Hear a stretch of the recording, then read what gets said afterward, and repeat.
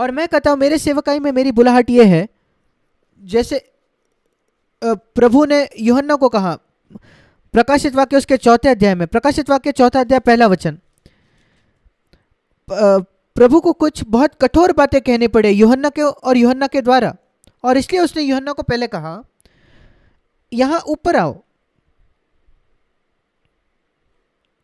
प्रभु वहां स्वर्ग में था और यूहन्ना नीचे पतमुस के उस टापू पर था, और प्रभु ने कहा यहां ऊपर आ जा, और मैं आपको इस स्वर्गीय दृष्टिकोण से कुछ दिखाना चाहता हूं, यहां ऊपर आ जा, प्रकाशित वाक्य 4:1, और मैं आपको स्वर्ग के दृष्टिकोण से बातें दिखाना चाहता हूं।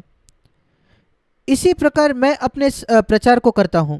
मेरी बुलाहट है मेरे प्रचार से कि मेरे भाई मेरे बहन ऊपर आ जाओ और ऊंचा आ जाओ। मसीह चाहता है कि आप उसके साथ स्वर्गीय स्थानों में बैठे हो उसके साथ, और सारी बातें उसके स्वर्गीय दृष्टिकोण से देखो, उसके नजरिए से देखो। इस वजह से मैं कहता हूं, और अगर आप सचमुच लालसा रखते हो और देखते हो कि परमेश्वर का वचन किस बात को हमें चुनौती दे रहा है, आप बहुत ही तीव्र इच्छा के साथ, एक लालसा के साथ, खुले हृदय के साथ इसको प्रति उत्तर दोगे कि हाँ मैं एक और चुनौती चाहता हूं और मैं ऊपर आकर स्वर्गीय दृष्टिकोण से बातें देखना चाहता हूं। मैं एक और बात बताना चाहता हूं। बाइबल हमें बताती है 3 स्वर्ग है।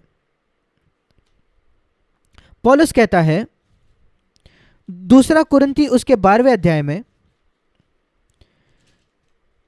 कि मैं तीसरे स्वर्ग में उठा लिया गया था। 2 कुरिन्थ 12वां अध्याय उसका 2 वचन, वो कहता है, आखिरी वचन 2 वचन, मैं तीसरे स्वर्ग तक उठा लिया गया। और इसलिए हम जानते हैं कि 3 स्वर्ग है। और वो 4थे वचन में ये भी कहता है कि वो स्वर्ग लोक है। हम जानते हैं कि स्वर्ग लोक वो जगह है जहां वो चोर गया जो यीशु के साथ उस क्रूस पर मरा, और यीशु स्वर्ग लोक में है सारे संतों के साथ आज, पर वो आज है तीसरे स्वर्ग में।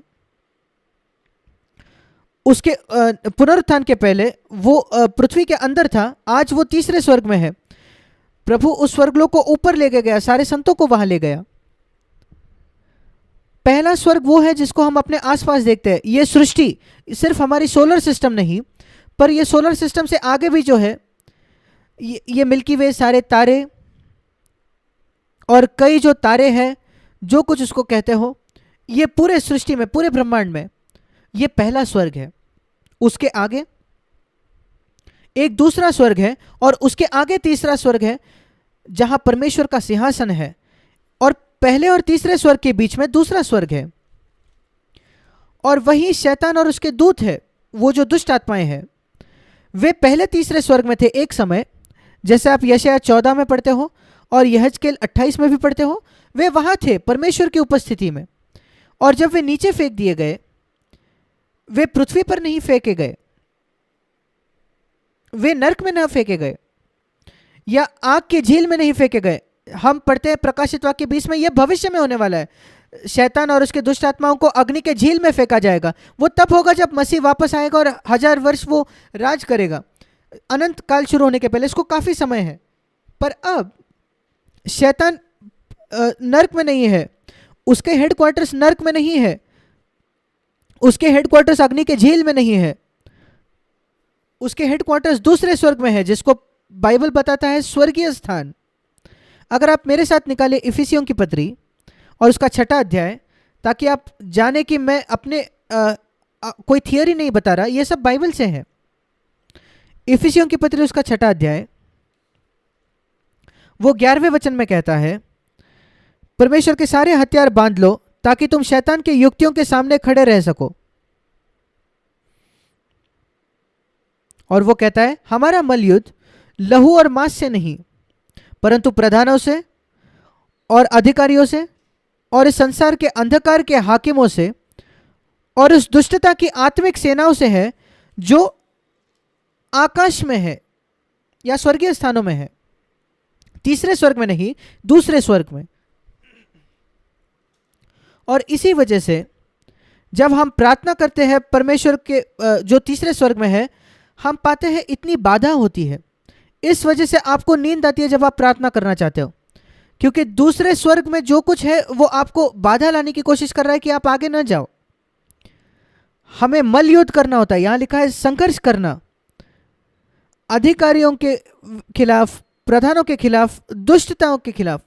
क्या आप जानते हो अलग अलग स्तर है, शैतान जो सबसे बड़े स्तर पर है, दुष्ट आत्मा, और उसके नीचे अलग अलग स्तर है, और इनको कहा गया है अधिकार और प्रधान जो आकाश में राज करते हैं। और हमारा मल युद्ध इनके खिलाफ है। हम मनुष्यों के साथ नहीं लड़ रहे, हमें कभी मनुष्य के साथ नहीं लड़ना चाहिए। कई कई वर्षों पहले मेरे मसीहत के शुरुआती दिनों में मैं दूसरे विश्वासियों से लड़ता था और मनुष्यों से लड़ता था, उनसे आर्ग्यू करता था, वाद करता था, और जब मैं कोई आर्ग्यूमेंट, वाद जीत जाता था मुझे खुश लगता था। पर प्रभु ने मुझे कहा, जब उसने मुझे पवित्र आत्मा से भरा 46 वर्षों पहले और मेरे जीवन की दिशा बदल गई, उसने मुझे कहा इफिसियों 6:12 से, अगर आप शैतान पर विजय पाना चाहते हो, जो पहले वचन में, इफिसियों 6:12 के पहले वचन में लिखा है, उसके मानना पड़ेगा। कभी लहू और मांस के साथ मलयुद्ध नहीं करना, लड़ना नहीं।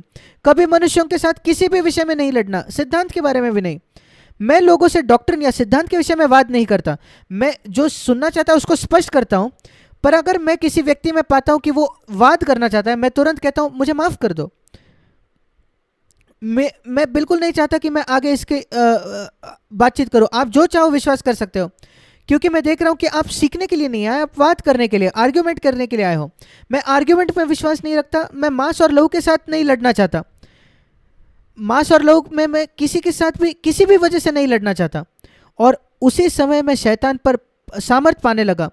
उसी प्रकार परमेश्वर ने मुझे अधिकार दिया कि मैं दुष्ट आत्माओं को भगा सकूं। जब मैंने मनुष्यों के साथ लड़ना छोड़ दिया, कई विश्वासी, उनका शैतान के ऊपर कोई अधिकार नहीं है, क्योंकि वो लहू और मांस के साथ युद्ध कर रहे हैं, लड़ रहे हैं। अपने पति के साथ, अपने पत्नी के साथ वो वाद करते, आर्ग्यू करते हैं। पति और पत्नी, सड़क पर जो लोग हैं उनके साथ वाद करते हैं, बाकी जो ड्राइवर्स हैं उनके काम जहाँ करते हैं। क्या आपको लगता है ऐसे विश्वासी शैतान के ऊपर सामर्थ पाएंगे? यद्यपि वो कहे कि वो नई वाचा के कलीसिया में 100 वर्षों में भी नहीं। आपको लहू और मांस के साथ लड़ना बंद करना पड़ेगा। मुझे याद है वो दिन जब मैंने एक निर्णय लिया, जैसे मैंने एक दिन मसीह के लिए निर्णय लिया था और मैंने प्रभु को मांगा कि वो मुझे पवित्र आत्मा से भर दे, वैसे ही मैंने निर्णय लिया जब परमेश्वर ने मुझे इस विषय में प्रकाशन दिया कि मैं फिर कभी भी लड़ूंगा नहीं या वाद नहीं करूंगा लहू और मांस के साथ। अगर लोग आकर मुझसे वाद करना चाहते, मैं कहता हूं माफ कर दो, मैं दिलचस्प नहीं हूं। आप सोच सकते हो मैं गलत हूं, आप सोच सकते हो मैं शैतान हूं, मैं कभी अपने आप को साबित नहीं करूंगा, मुझे कोई दिलचस्पी नहीं है। मैं प्रभु के मुख के सामने जीता हूं। अगर मैं तुम्हारे साथ लड़ूंगा तो मैं शैतान के ऊपर जयवंत नहीं होऊंगा। मैं शैतान पर जयवंत होने में ज़्यादा दिलचस्पी रखता हूं आपको समझाने से। अपने आप से प्रश्न कीजिए, क्या आप लहू और मांस के साथ युद्ध करते हो? क्या जब आप लोगों से आर्ग्यू करते हो, आप क्या पाते हो एक आर्ग्यूमेंट जीतकर, वाद जीतकर? देखिए आज कितने मसीह लोग हैं एक पॉलिटिकल पार्टी के साथ होते हैं, कितना लड़ते हैं वो एक पॉलिटिकल पार्टी के लिए या किसी पॉलिटिकल अगुवे के लिए। ये अद्भुत है और वो अपने आप को मसीही कहते हैं।